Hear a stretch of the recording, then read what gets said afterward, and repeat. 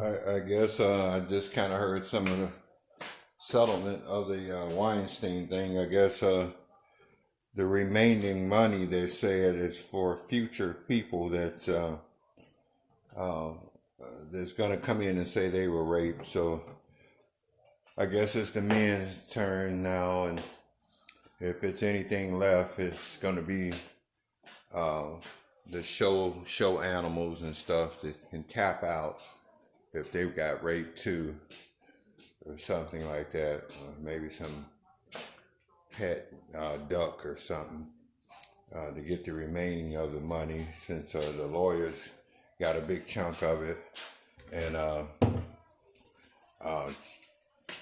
very few got a big chunk of it. And so I guess all that's left now is I'm not trying to make a joke out of it, but like I say, it sounds awful suspicious to me to hold a man hostage on something for years after the fact. It just opens up a floodgate for a blackmail, if you want to ask me. But so I guess some men gonna come in now and say, well, they didn't want to say nothing about it because they didn't want to come out of the closet, and they wasn't really in the closet. But now that he did that to them, they don't know if they're gay or not, or some bullshit like that is gonna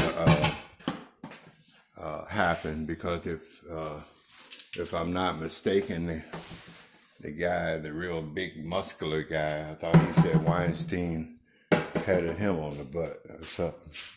So I guess we got to go through.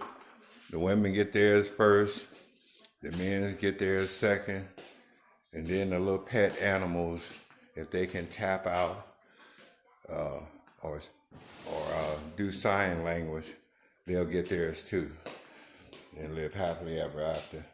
But I kind of want to tell you, it sounds like a whole lot of bullshit to me when they had a chance to say something in the beginning, when they had a commitment to their husbands of honoring and cherishing them to death do their part.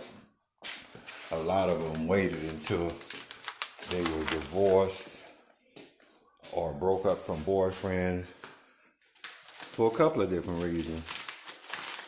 First of all, they weren't going to share shit with their boyfriend.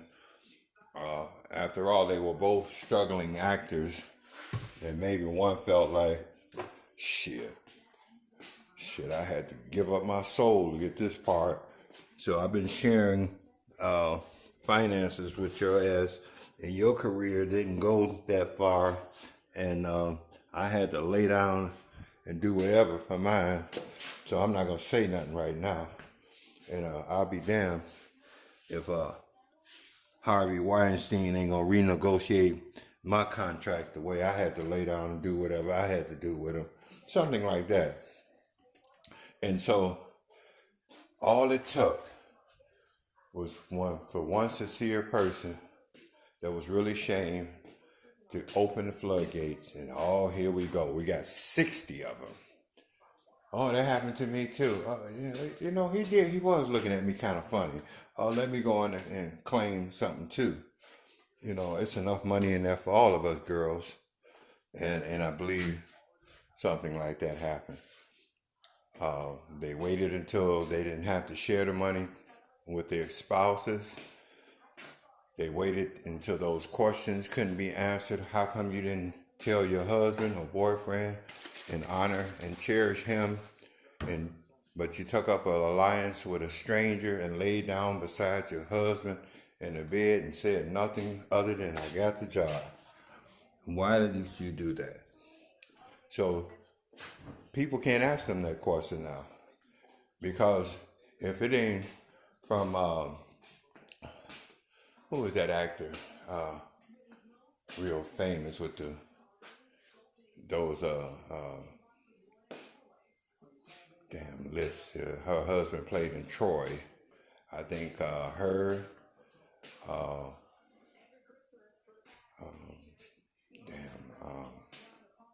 couple of Spanish ladies, said that he hit on them and different other people. So some of these people were married, and so I guess they wasn't sharing shit with their husbands. So, and they waited all these years, and the timing was perfect